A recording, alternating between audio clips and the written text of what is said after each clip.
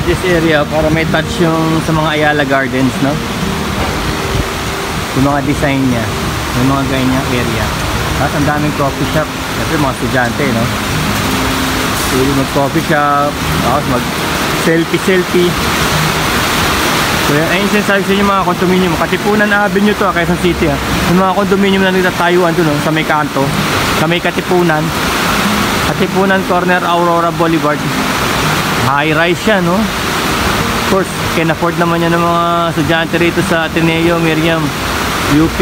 Yung mga galing probinsya, imbes na magre-rent ka pa, diyan ka na, no? Tapos later on, pwede mo, pagkatapos nila mag-aral, pwede na may benta yan, eh. Tatas pa presyo. Parang investment na rin.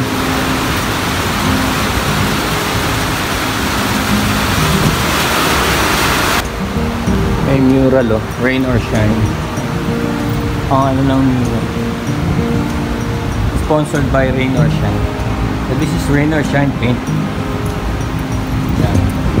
Ito na yan, oh. Rain or Shine. It's a fish. Ang dati pa lang. It's a fish, oh.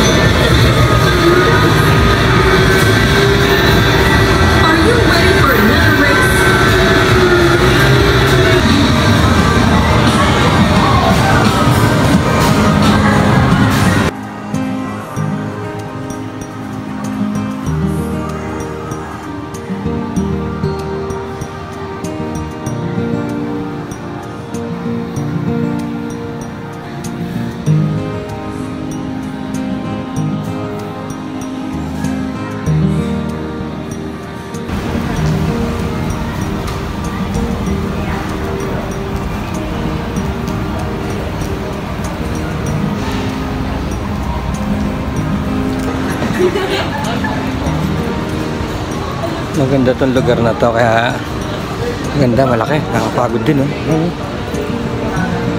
Dito may time zone, may McDonald's, Burger King, H&M, ayun, malaki. Tapos meron pa siyang Landers Superstore. Tignan natin, na makapasok tayo doon kung hindi members only. Ayun, oh, Mercado Supermarket and Landers and Amphitheater, sabi. Tanong ko sa guard kung nasan yung call center. Di niya alam, bago lang daw siya, kaya agulat. Ang laki na ito. Meron ditong Randy's Donuts. Look po, tinatawag lang Randy's Donuts, the biggest donuts in town. Ang laki, pero usually sinasabi nilang big donuts yung basic, yun yung glazed, yung honey glazed lang, yun yung biggest na laki. Ewan ko, isang lang, matamis na masyado. Yun siya, mamaya bababa tayo. Ayun, napaganda ng garden nila.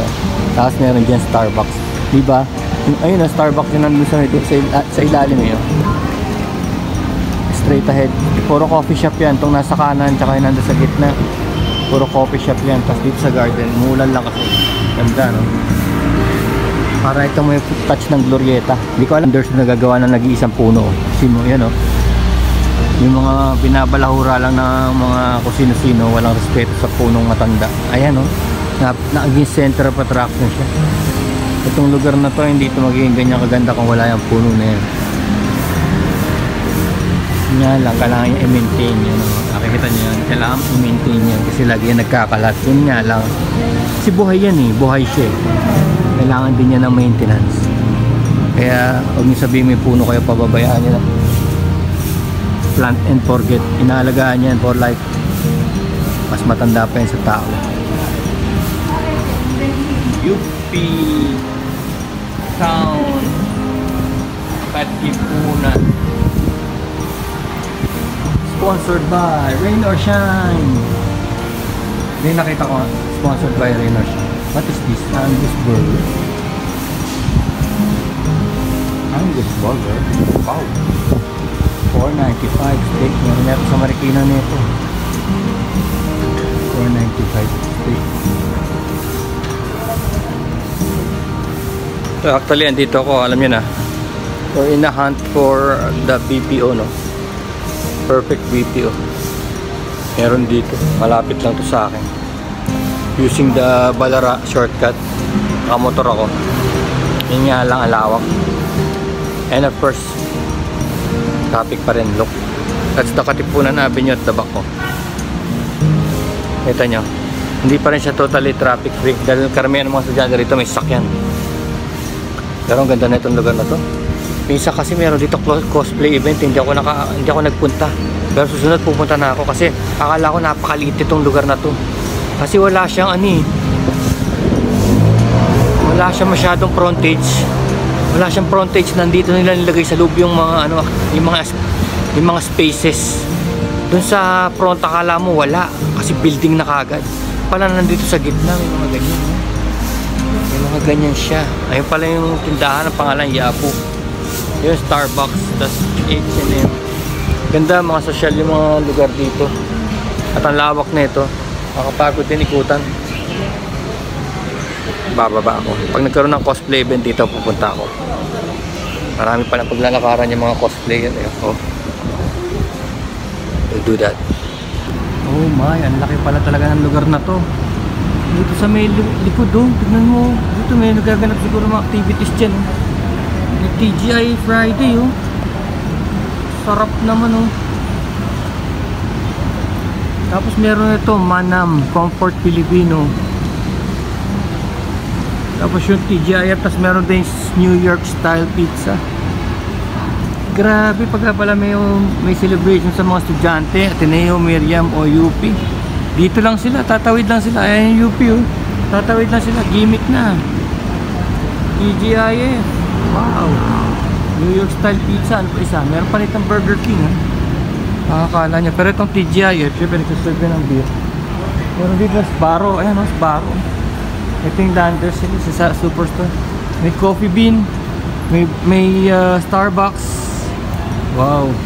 Ganda na. Ang ganda ng pagkakaano nito. Pero same team. Hindi kaya same. May Popeyes po. Popeyes. Tapos dito siguro mga activities. Dog show. Ganda. Pati yung mga yung mga bubong basic. Wala siyang kisame kaya pag bumagsak yung ulan tumutunog. Pero okay lang. Yun, at least may lalakaran ka, hindi mababasa. Saka alam mo na pagka Ayala Malls, Glorieta ganyan. Manicured yung mga halaman. Magaling yung mga gardener. Oh, kita nyo. Hindi na pinapabayaan yan kasi nagre-reflect yan sa nagiging mukhang balahura yung kaya lang dito hindi na ginagalaw. Sadya kaya ito. Kasi mga bahay. Hindi sa ito parang basic. Ano ba? Coffee tea. May lakad pa tayo ito. Grabe. Dito, grabe. Lapit lang sa akin to. Namamangha pa ako sa mga nangyari. May Medical City pa. So what do you call this? Ayala Mall UP Town Center. UP Town Center. Wow, wow, wow. Yung Landers na tinatawag nilang Landers Superstore, nakikita ko sa TV. Commercial. Tingnan natin. Kasi kailangan ito meron kang card or SNR. SNR, kailangan meron kang card. Tsaka hindi ko alam kung bulk o bulto-bulto bili. See, pasok tayo pero bawal yung camera doon, sigurado.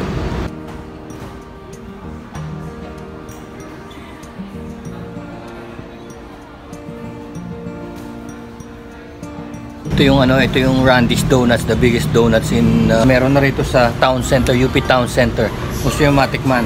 May coffee sila tsaka of course yung donuts. Meron silang malalaki kaya lang hindi ko maubos. Kaya ito na maliliit. Pero at least kung gusto nyo matikman yung Randy's Donut dun sa